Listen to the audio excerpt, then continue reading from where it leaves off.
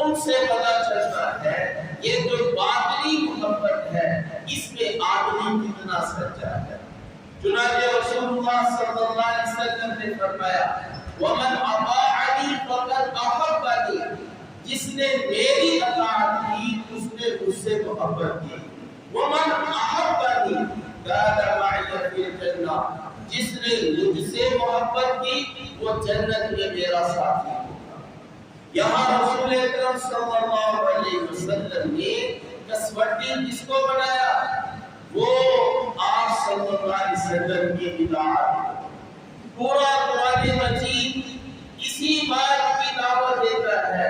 کبھی قرآن یہ کہتا ہے قُلْ أَطِیعُوا اللَّهَ وَأَطِیعُوا الرَّسُولَ، اور کبھی قرآن یہ کہتا ہے وَمَن يُطِعِ الرَّسُولَ فَقَدْ أَطَاعَ اللَّهَ قُلْ إِن كُنتُمْ تُحِبُّونَ اللَّهَ فَاتَّبِعُونِ